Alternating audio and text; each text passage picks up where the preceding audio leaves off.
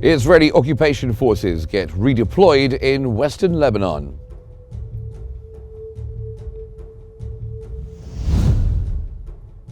The GCC supports Lebanon's security and condemns Israeli aggression.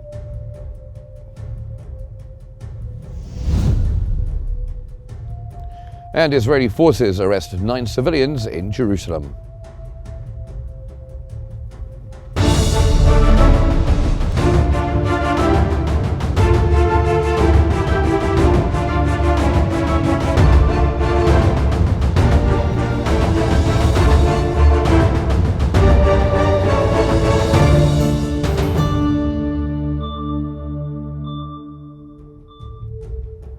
Good afternoon, it's 4 o'clock Cairo local time and you're watching Q News. Today we begin the bulletin with the latest developments in Lebanon.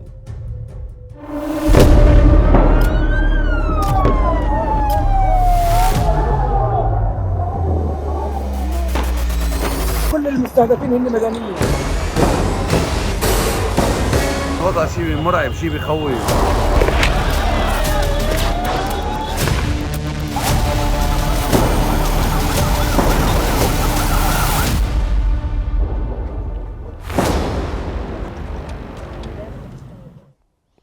Israeli media has reported that Israeli occupation forces began redeploying in the western sector in Lebanon. They added that this decision is in accordance with the agreement signed with the Lebanese government. They stated that it comes as Israel holds talks with Washington to extend the withdrawal period from Lebanon. Also, they clarified the Israeli army has been instructed not to withdraw from the eastern sector in southern Lebanon.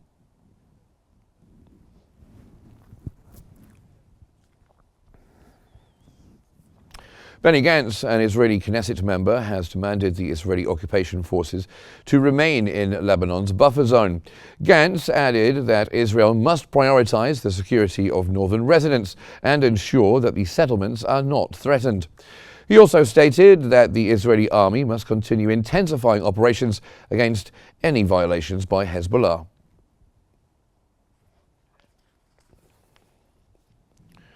Israeli Prime Minister Benjamin Netanyahu's office has officially announced that the Israeli withdrawal from Lebanon will be delayed beyond the 60-day period. They added that the Israeli army's withdrawal from Lebanon is conditional on the deployment of the Lebanese army in the south. Additionally, they stated that the gradual withdrawal of the Israeli army will continue in full coordination with the United States.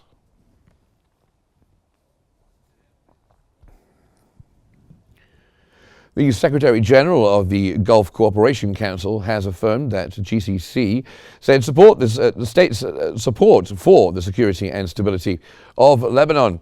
This came as he spoke at Lebanon's Babda Palace, where he confirmed that Israeli occupation's aggressions and affirmed his support for the Lebanese army. He also called for the withdrawal of Israeli occupation forces from Lebanese territories. The GCC Secretary General reiterated hope for the restoration of security and stability in Lebanon following the election of President Joseph Aoun.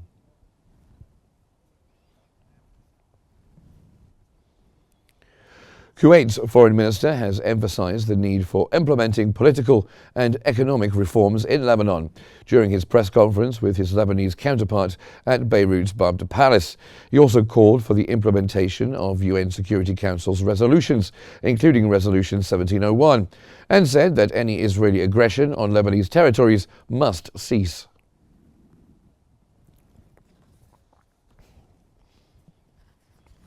Hezbollah has warned against any delays, demanding full compliance with the ceasefire agreement as Israel's 60-day deadline to withdraw from Lebanese territory nears its end.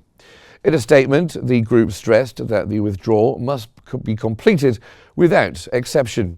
Hezbollah also urged the Lebanese government to press the sponsors of the agreement to ensure the deadline is met. It called for close monitoring of the final phase of the pullout and the full deployment of the Lebanese army and the swift return of displaced residents.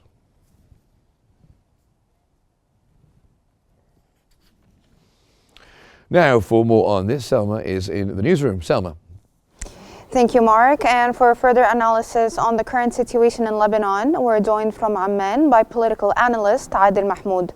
Mr. Adil, thank you so much for joining us on Q News. And let me first start by asking you, how do you view Israel's decision not to withdraw from the Lebanese territory? To you and your viewers. Naturally, for Israel, following in the 60 days to stay for several reasons, and the first one is along with the United States to keep the Israeli deployment in order to before the Lebanese authority to take over. It's the main goal, and now they've already tackled the presidency, and we're about before the agreement to take effect by forming the Lebanese government that I expected to be less conservative and technocrat. This is the Article 1, and I think due to the implicit agreement. The second point, the Israelis have plans to keep some security point within the southern of Lebanon, and that might trigger a diplomatic crisis between the two countries in the international arenas. But Israel is insisted to the southwest of Syria and in Gaza. Created what is named as a buffer zone due to the security reasons. But I expect not to withdraw up from the agreement that may create some problematic issues with the issue of the agreement, as Israel violated the truce between the two parties. And Israel determined that an immediate response if Hezbollah have retaliated. And I do not think that Hezbollah, following their loss in the presidency and the government, to move forward militarily with Israel. Now they want to maintain what is left from its power militarily and politically in Lebanon. Now, sir, looking ahead, what can be predicted about the status of the ceasefire agreement in Lebanon? Does this decision indicate that Lebanon would return to war in the near future?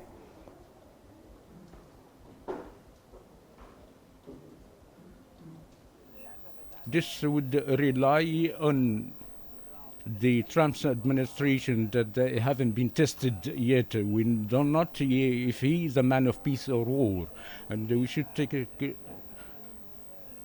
precautions that the matters would go to the actions and not to words. By saying it does not need to have wars in Lebanon and Palestine, but this agreement should be secured to the discipline two parties, Hezbollah and Netanyahu. We do not know what's behind the scene, the Hezbollah concessions. When Israel to go to keep a different agreement or a new agreement. Certainly there are calls by Hezbollah, even the Lebanese stated to pressure internationally to have an Biden by Israel to go out from Lebanon. From my point of view, this is a strategic plan used by Israel to keep waiting for reorganize the Middle East and starting from Syria and Lebanon and even in Palestine following the truce that would take phases. And these files are intercepted, and I think that Israel won't withdraw currently unless if it is a prolonged conditions in order to have assured and to enable their military and strategic plans along with the understanding with the USA. I named with the 60-day sir, agreement. Sorry for interrupting you, but speaking of this point specifically and of the Trump administration, what are the chances of Trump administration forcing Israel to withdraw from the Lebanese territory?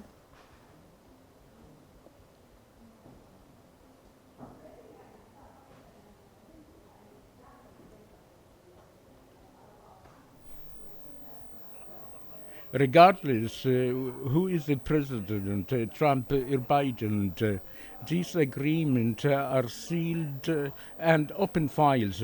Trump has already received Lebanon's file. It's not sealed yet, but it is a freeze upon the agreement by the UNIFIL and the United States. We are before a real test that is real dependent on Trump.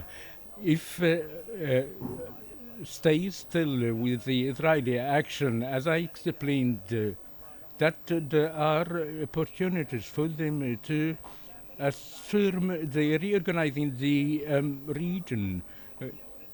And it's not actually the war related to Israel. They are about Hezbollah and the Iranians out of the Lebanon, despite the preaches from Israel and using the destroying Hezbollah war stores. Hezbollah did not retaliate Israel accordingly. That would give an indicator that we have some sort of the acceptance of the conditions under the table.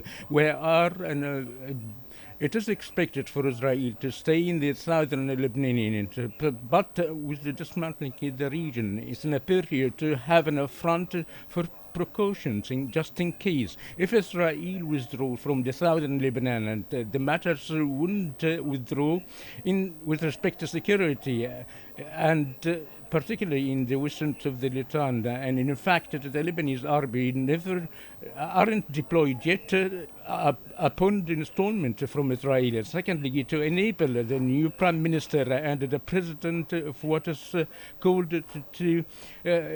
to enable the sovereignty with the borders with Israel in Lebanon. Now, sir, integrating the Lebanese army into our conversation, how do you view Netanyahu's office statement linking the withdrawal from the Lebanese territory to the deployment of the Lebanese army?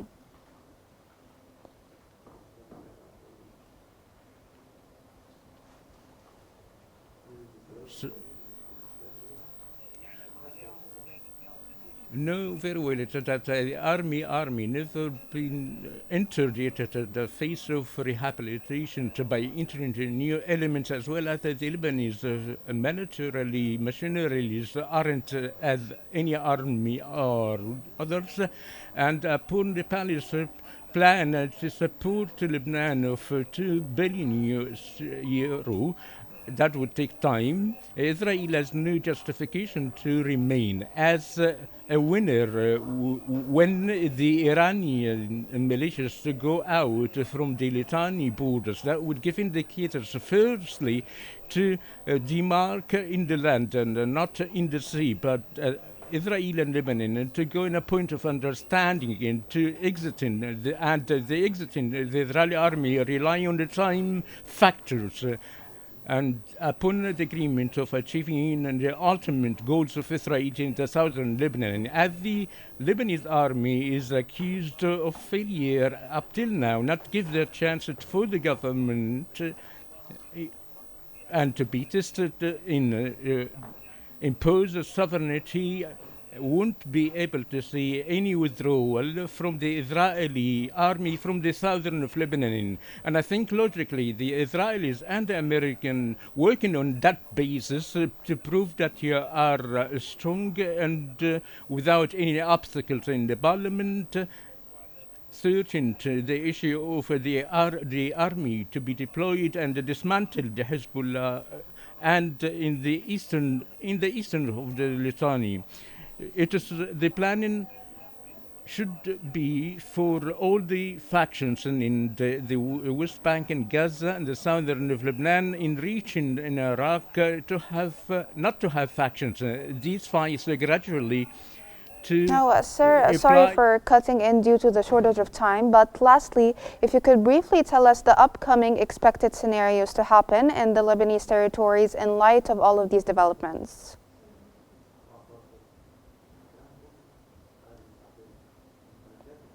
And a very important point would rely on Iran. If Iran wishes to turn the table as agreed the Hezbollah agreement with Israel, and Netanyahu agreed upon the pressure of America.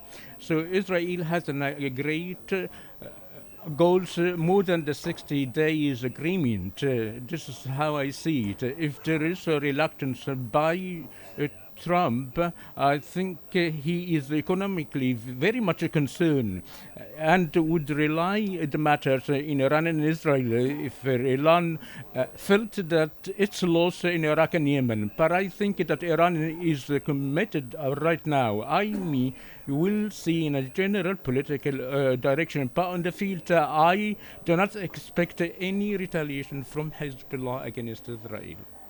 That was political analyst Adil Mahmoud. Thank you so much for joining us here on Q News and for all the information you provided us with. And now we're going to move back to Mark in the studio. Thank you very much, Selma. Thank you indeed. Now from Lebanon to Gaza.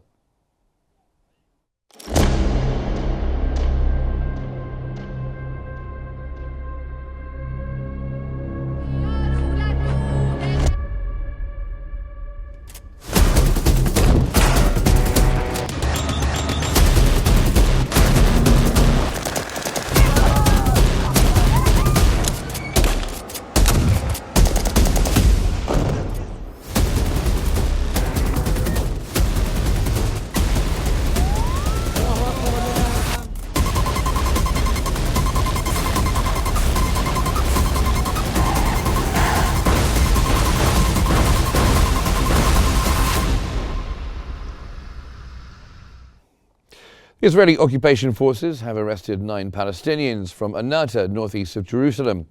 Palestinian news agency reported that soldiers stormed the town, raided homes, conducted searches, and arrested the individuals, heightening tensions in the area.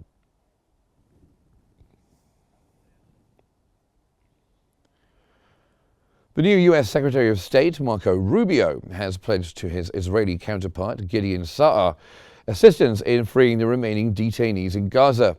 Rubio welcomed the ongoing aid to Gaza and emphasized the need for peace by addressing Iranian threats, while also ensuring sustained ceasefire efforts between Israel and Lebanon.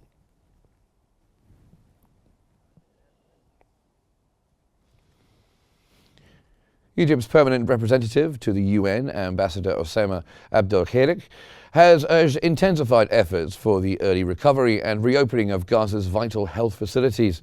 This came during a Security Council session where he emphasized the importance of sustaining UNRWA as a lifeline for Gaza's children and condemned severe Israeli violations against children in both the West Bank and Gaza. Abdelkhalik stressed that the future of Gaza's children depends on equality, ending aggression, and ensuring their rights and protection.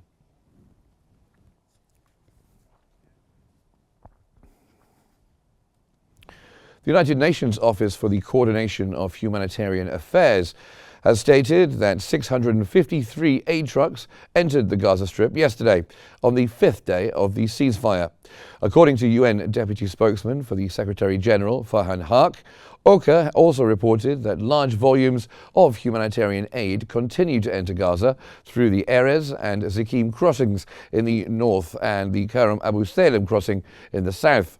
Haq also told reporters that UN headquarters that partners in central and southern Gaza have resumed monthly food distributions with full rations.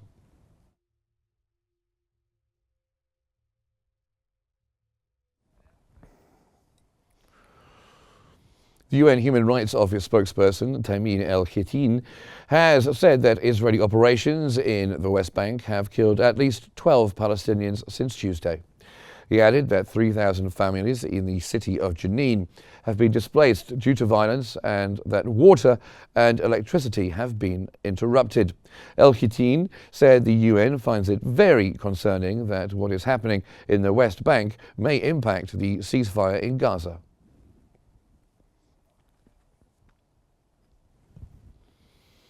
The UN humanitarian coordinator for the occupied Palestinian territory, Mohamed Hedi, has warned that funding shortages could impact the UN's ability to sustain aid flows at target levels during the Gaza ceasefire. The UN is requesting $4.1 billion for the occupied Palestinian territories this year, with almost 90% allocated for Gaza. However, it's only 3.6% funded so far, One of the key challenges for aid workers is the difficulty of transporting food and supplies through Gaza's damaged streets, with thousands of Palestinians displaced.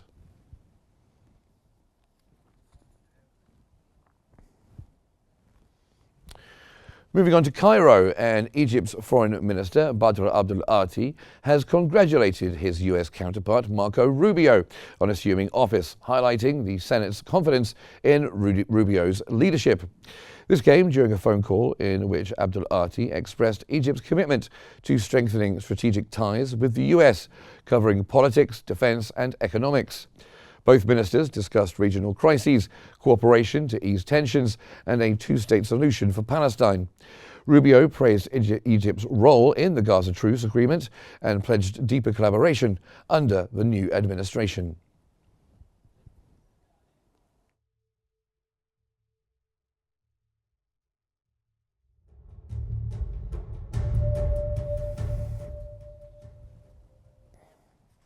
In Syria, Military Operations Chief Ahmed al-Shara stated that his country is ready to welcome UN forces into the UN-established buffer zone with Israel. Al-Shara added that Syria has communicated to the UN its commitment to the 1974 agreement, indicating its readiness to accommodate UN forces in the buffer zone, offer protection, and facilitate their deployment.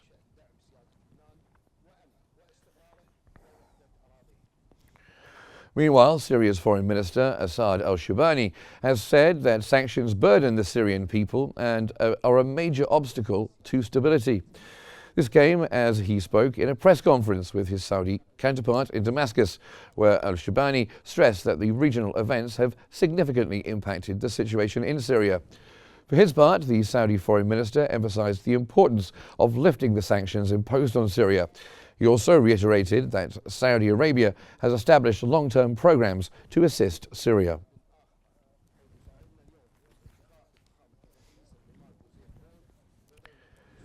To the United States now, where President Donald Trump has said that he was unsure whether the United States should be spending anything on NATO.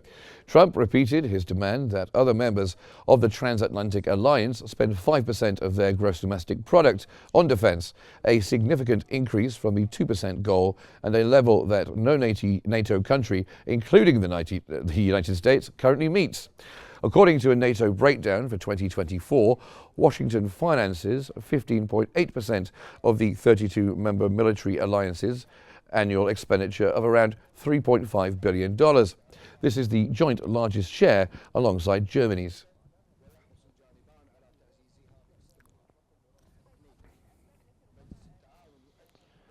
The US President Donald Trump has said that he plans to seek to engage North Korean leader Kim Jong-un anew after the two men developed a working relationship in Trump's first term.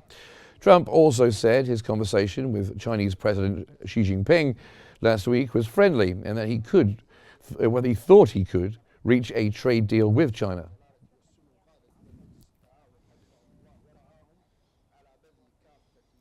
A federal judge in Seattle has blocked President Donald Trump's administration from implementing an executive order that would curtail the right to automatic birthright citizenship in the United States, calling it blatantly unconstitutional.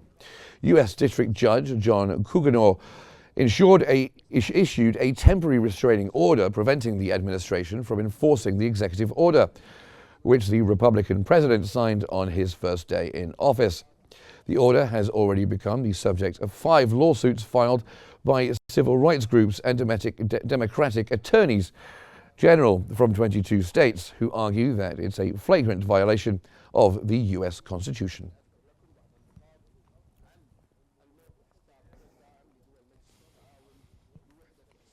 Dozens of migrants have been returned from the United States to Mexico, specifically to the border town of Ciudad Juarez. U.S. President Donald Trump, who campaigned on a promise of mass deportations, declared illegal immigration a national emergency and tasked the U.S. military with supporting broader security on his first day in office. He also issued a sweeping ban on asylum.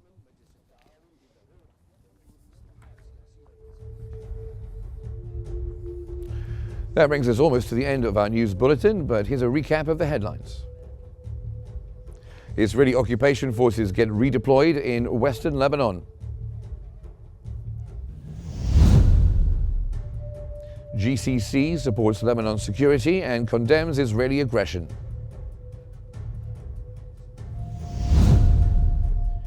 And Israeli forces arrest 9 civilians in Jerusalem.